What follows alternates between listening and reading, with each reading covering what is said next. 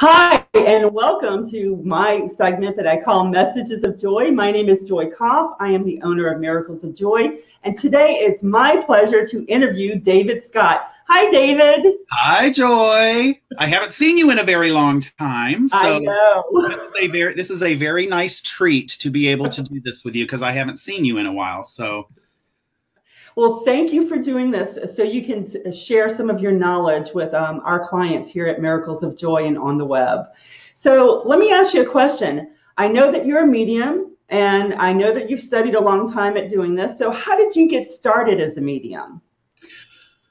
well, I recognized this gift at a very early age. But again, it was just something that I thought was just part of who I was. And I was brought up in a very conservative Christian family. My father was in the gospel music industry and also a minister. And so having these types of things happen with me, I knew what was going on, but as a small child, you don't know how to communicate that out to people. You think you have imaginary friends, and which is exactly what I thought it was. And so I never really thought about having to even tell anybody about it as a child. But then as I grew into a teenager and whatnot, and I knew that this was there, I kept it very much to myself because of my upbringing and the very conservative constraints that I had within my family. So I really didn't get, I just kind of ignored it. And it wasn't until about the year 2000, 18 years ago, that I really decided I need to figure out what this is about and why I have this particular gift. And I began to explore that. And I explored, many different facets of spirituality. I mean, I looked at Judaism. I looked at, Jewish mysticism. I looked at paganism. I looked at Buddhism. I still went back to my roots of Christianity, and I just started to be very eclectic with my approach, with my spiritual path, and really started getting into a lot of meditation. And meditative state is what really allowed me to gain a better understanding of what this was that was going on with me. And I decided that I wanted to explore that a little further.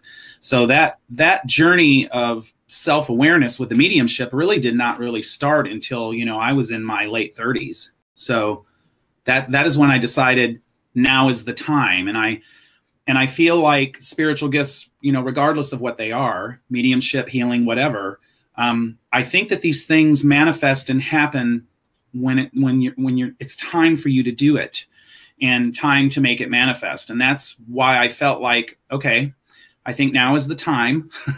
And I went on that journey and I started to explore it. So that's kind of how it got initiated and to getting me to the point to where I am now. So let me ask you a question for someone's listening. Some people look at it a little bit differently. How is a medium? Yes, some people call themselves psychic mediums. Other people call them mediums. What is mediumship to you? Mediumship is being able to be of service to spirit. And it's the ability to be able to blend with the spirit world and to be able to communicate with spirit and then, bring those communications forward. I think psychic ability, is something that everybody inherently has and is born with. I think a majority of us, because of our upbringing and the values that are instilled in us, I think a lot of us just kind of ignore that. You'll hear people say, I'm going with my gut or my intuition tells me. When people are saying those kind of things, I think that's their psychic ability that is talking to them. I feel that mediumship is a very specific gift. Now, there will be others that do not agree with me, but I think mediums are born, not made. I think that this is a particular gift that is bestowed on somebody. And I think when it is given to somebody, I think that spirit and divine recognize that this person has the ability to maybe take it and work it for the power of good. So, and I think, too, that sometimes there are people that don't do that. But I do believe that that mediumship is a very specific gift. And the mediumistic faculty is very, very different from the psychic faculty. The psychic faculty is very physical. There's a physical component to it. So it has a denser, heavier feel to it. You know, the psychic component, psychic energy is around the person's body. And so there is a very physical component to that. Mediumistic energy does not have a physical component. It's pure spirit. So it is a very lighter and a very jumpier kind of energy. And that's why when you see mediums, you know, good mediums working, they're moving very quickly with the information. And that's because it's almost rapid fire that information is coming to them, and they're trying to keep up with it. So you have to understand that you're dealing with a discarnate soul. So they don't have that physical component about them anymore. They are not in a physical world anymore. So it's a very different energy, but we employ the psychic faculties to be able to work with it. And that is where the tricky part comes in with the development. So when did you begin doing this work professionally? I really started reaching out and really doing this as a profession 10 years ago, I would say 2008. And that is when I met you. And I know that, you know, Miracles of Joy played a very big part in me jump-starting that. So I appreciate that, first of all. And, you know, the thing about the mediumistic journey is that the development never ends. You know, it's not something that you just train for and you get a degree in it and then you become that. There are no degrees in this. It's something that if a medium is very serious about their work, then they strive to get better all the time. And that mediumistic journey really doesn't end until we draw our last breath and go to the spirit world. So I think that it's a lifelong journey, and it's a lifelong, you're giving of yourself and being of service, you know, for the rest of your life, if you really wrap your mind and your soul around this. So tell me about some of your mentors and some of the places you studied in order to develop this mediumship gift. Yeah, the very first mentor that I had that I felt was very significant in my development was a gal that I met named Carla May, and she lives in this area. I don't think that she works with her mediumship much anymore, but she's the one that really helped me start looking at this from a development aspect. And I would go to some circles that she was holding, and she would allow people to experiment and, you know, make connections and work with that. And so that would have been probably the first person that I really kind of, you know, had a touch base with in order to start that journey. Of course, my biggest journey, as you well know, is, and my biggest mentors is when I went to the Arthur Findlay College in the United Kingdom. And I've had the privilege of being able to go over there 5 times now. And I just, those teachers there are just, the tutors are just absolutely amazing. And, you know, the thing that we have to remember is that spirit teaches, tutors help bring out the best in the student. So we have to let, you know, spirit teach us, but those folks know how to blend with that spirit world really well, and they will blend with you and spirit and get in that energy with you and help you understand how you work with that and how you get the information. And there are a couple of teachers that really took me to that place.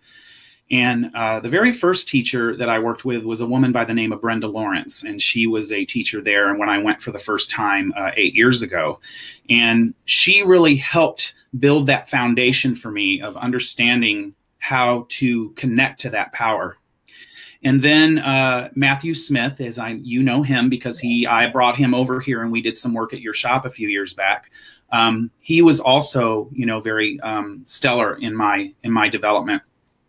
I met a gentleman in 2012 by the name of Glenn Edwards as well. And Glenn is no longer with us. He passed to the spirit world 3 years ago.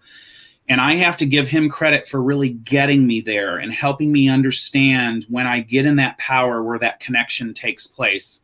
And I give all of those kudos to that gentleman because he understood that in depthly. He understood how to get in that power and how to take a student to that power. So I have to give a lot of kudos to him. And then one of the last teachers that I've had the ability to work with and the privilege to work with was a couple of years ago. The last time I was at the college was 2 years ago, and I met a gentleman by the name of Colin Bates. And he was very, he helped me understand the creative aspect of mediumship, because we use the power of creation when we make those connections, and we are creating something to bring to somebody. And that creation takes place between spirit and the medium. And then that creation occurs, and then we could start communicating that information out to the sitter or whoever it is that we're working with, a gallery, whatever. But he helped me understand that aspect of it. And I'm forever grateful to him for helping me, you know, get through that and understand that. So those are a few of the tutors. I've worked with many going over to the college, but those are a few that have really touched my soul in depthly with this. And I am just forever indebted to them for taking me there. So let me ask a question. There are people that see sessions on TV like John Edwards. How are your sessions different than what they see on TV? Well, I think we have to look at the context of a TV medium. You know, the thing we have to remember about television is that things are very edited. And I'm not saying that from the respect that they're fraudulent. I just mean we don't see everything that happens when that connection takes place. The thing that I have learned that I don't really see much on television programs is when I am delivering that information to a client from spirit, I just need to give them that evidence, and all I need them to say to me is yes, no, I don't know, I don't understand. I don't ask a lot of probing questions, because there are a lot of mediums out there that do practice the fraudulent art of cold reading, where they're asking a lot of questions to the client in order to eliminate what's incorrect and guess on what's correct. And I'm not saying that all TV mediums do that. The point I'm trying to make is the way that I was tutored and how Spirit has taught me is you will only see me give you information and ask for a yes or a no. The only time I will ask a question of the client or of the person in the gallery is if I give you a piece of information and it's not clear to me with what you are trying to give back to me, then I will probably ask you a question just to gain clarity around the piece of evidence that I've already given. So that is how I work. And I think that a lot of people don't understand that aspect of mediumship because I don't feel that that's been portrayed very well in the media. So I hope that answers your question. That does. That does. So we only get the best parts of a reading on TV. Right. Well, you know, I mean, I'm not saying that by any means, I'm not saying that people on TV are fraudulent. That's not what I was trying to say. But you have to understand the context of a TV show. Right. You know, there's editing that goes on and that type of thing. So we have to take that into consideration when we are watching a program on television. So, and compared to what we're getting in real life when we attend a session. Exactly. Okay. So how should a client prepare for a session with you? They just need to be open and they need to be relaxed. I will have clients come to me and they're just all nervous and tense. And, you know, I have to say to them, just sit back, enjoy it, you know, just put yourself into a relaxed state and just be open to what's happening. A lot of clients, I'll have clients sometimes, you know, send me a reading request and they will give me all of the information in the email. You know, and I am a person that when I am working with a client, I don't want to know anything about them. I don't want to know anything about their loved ones, you know, that are on the other side. Because first of all, mediums cannot summon a particular soul. Spirit has to be willing to come forward. And the thing about it is that spirit, they're intelligent. There is an intelligence to the spirit world. And they are only going to come forward when they feel that that person is ready to receive. If we have somebody that wants to connect with somebody that recently dies, you know, I don't like to see those folks right away because there's two things going on here. First of all, the soul that has crossed is getting acclimated to the spirit world. It's as if you are traveling to a new place to live and you have to get acclimated to your new surroundings. It is the same thing when we die. When we go to the spirit world, we no longer have this modus operandi that we call the human body. And so we have to get used to not having that any longer. There are people that adapt to that very quickly, and then there are people that will go through something, you know, when they cross to the other side. However, we will never understand what all of that is until we get there.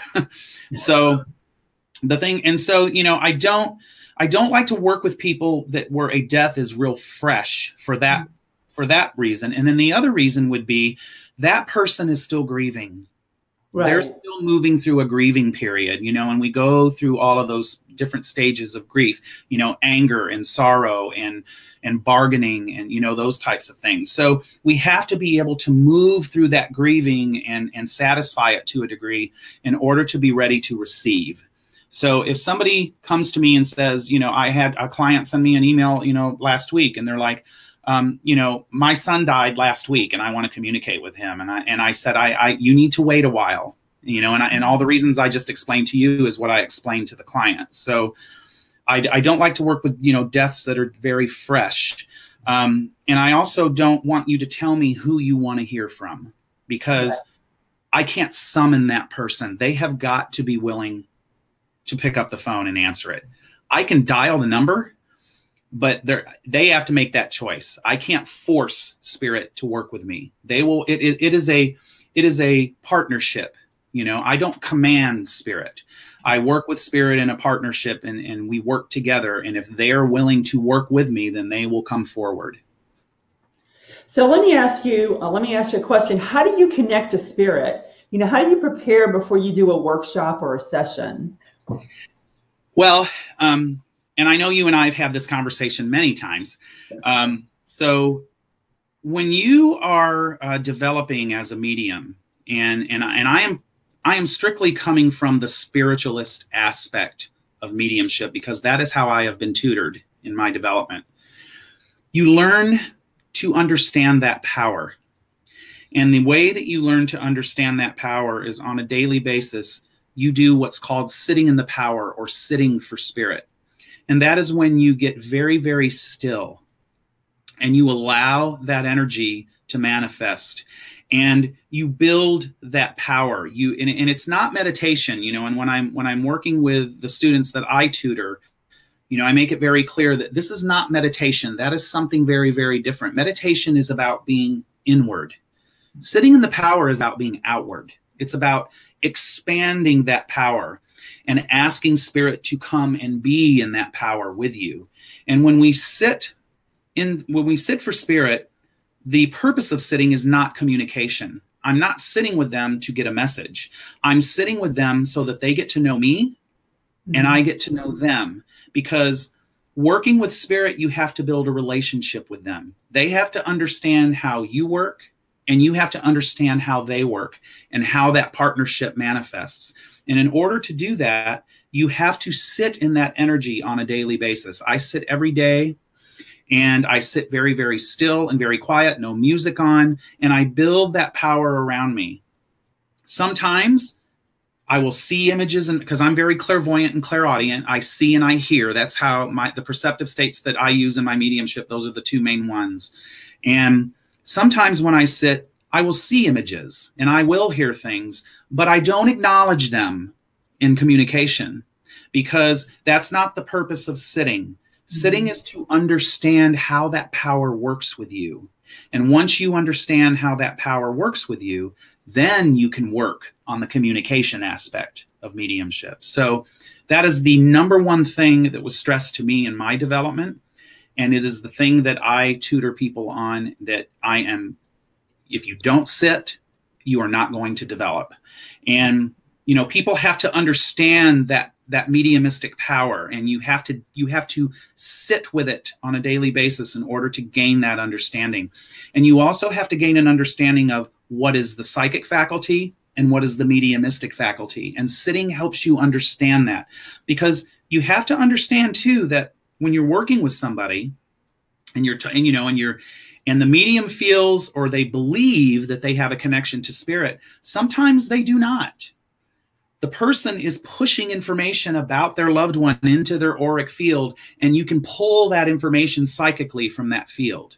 So we have to learn what is spirit and what is psychic. And that is why it takes so long to move through that. Because, again, as I said before, psychic energy is very physical. Mediumistic energy has no physical component. And that is where mediums get very anxious with themselves, or they're not patient with themselves, because they haven't really understood those two different faculties yet. And that takes time. It's not something that happens overnight. I mean, you know that I have been sitting for spirit for 8 years now. And I really didn't get comfortable with what my mediumship has turned out to be until about 4 or 5 years ago, really. So it takes time to build that relationship with spirit and to understand how that power works with the medium. So let me ask you a question. I know that you offer a lot of different workshops. Tell us about the workshops you offer, and how do people benefit from attending them? Yeah, so, I mentioned my tutoring a little while ago. So most of the workshops that I teach are about mediumship development. And I will, either teach a 1-day workshop or a 2-day workshop. I also have a development circle, and I've got a circle that started up in January that is a year-long program from January to December. And I've got 13 people enrolled in that now. The workshops are about that development aspect of mediumship, and again, sitting in the power and understanding that power. But we also will delve into different ways of connecting with the spirit world, because mediumship is about experimentation. So we will not only just, work as a communicator, but we just inspirational writing. We will allow spirit to give us inspiration and let that inspiration come through the medium, and they pen it out. We will also let spirit work with us in philosophy, to give us a philosophy about something and see how we apply that to our mediumship. So in my workshops, the sitting in the power is the #1 thing that I stress, but then there will be different exercises that I will take the students through in order for them to understand how that connection works for them and what perceptive states are the strongest with them in receiving that information. Perfect. Well, David, I want to thank you for joining me today. It has been my pleasure to conduct this interview. That's kind of all the time we have. So until next time, I'm looking forward to probably interviewing you a year from now and seeing how things have progressed. That sounds good. That sounds good. I appreciate it so much. Thank you very much for letting me do this for you. Thank you.